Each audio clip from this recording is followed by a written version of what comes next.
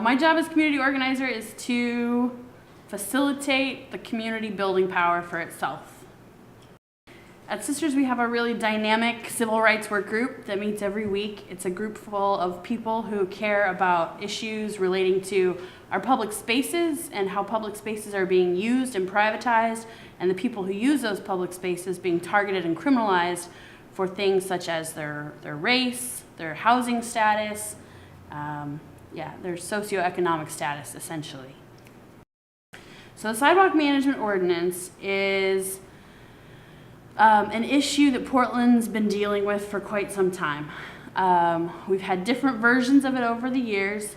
The city of Portland told us that this had nothing to do with targeting people experiencing homelessness, that this had everything to do with just making our sidewalks clear so that people had mobility, pedestrians had the right of way, and especially they were working to respect the accessibility of people who were differently abled.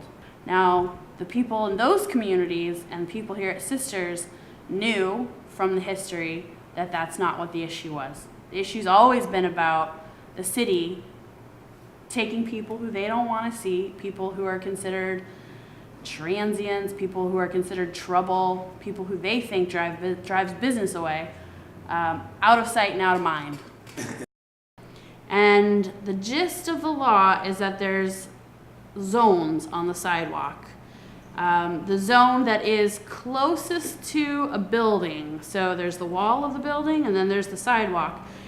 Any area there that's 6 to 8 feet out from that wall is considered the pedestrian use zone. And then anything past the 6 to 8 feet, basically the curb of your sidewalk, is considered the frontage zone. And if you're sitting in the pedestrian use zone, you're liable to be cited. There's another part of the law that if you are carrying a bag or a cart or anything and you put it down in the pedestrian use zone, so the area closest to the wall, you could be cited and ticketed up to $250. If an officer decides you wouldn't be able to turn around and pick it up and move really fast, then you're liable to be cited for that.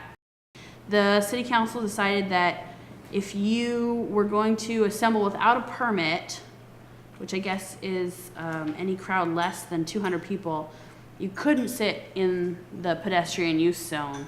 So your free speech essentially in that pedestrian use zone is taken away, and you would have to move your protest to the outer part of the sidewalk, which I can guarantee you will come up in court someday. The police technically are supposed to give you an oral warning first. That's what they've said they're gonna do. The first 6 months was the grace period for that. We're actually past that now. So if they wanted to, they could go straight into just giving you a written warning. And then from there, if you've already received a written warning, you'd get a citation. And then if on top of that, even after you're cited, you chose not to move, they technically could come back and arrest you. Well, we think that Sisters, there should be no sidewalk management ordinance. We think that people can manage their public spaces as they need to. If you and I are walking down the street and I'm in your way, you can walk up to me and go, "Hey, Chani, I gotta get through. Can I pass by you?" And if you're in the way, I say, "Hey, I'm gonna jet around you. Is that cool?" And we're good. We're both neighbors in this community. We're here for a reason, and we can have a conversation. It doesn't need to be regulated by police. Well, I think it's really important that folks connect the issues.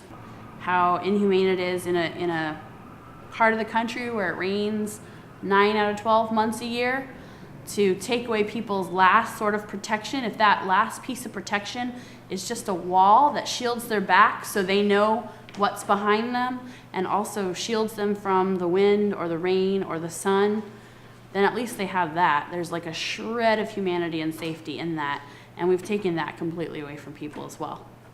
All of us have to be having these conversations with each other, and we have to stand up when we see people acting ways that are classist, that are racist. We have to look at our neighbors and say, you know what, I'm not okay with that. When you do that, that hurts me. That hurts my community. And I can't let you say these things that are violent and oppressive like that. Let's have a conversation about it. And hopefully people are up for that conversation. And when they're not, as a community, we need to stand together and say, no, this isn't okay. These are our boundaries. This stuff isn't allowed in our neighborhood.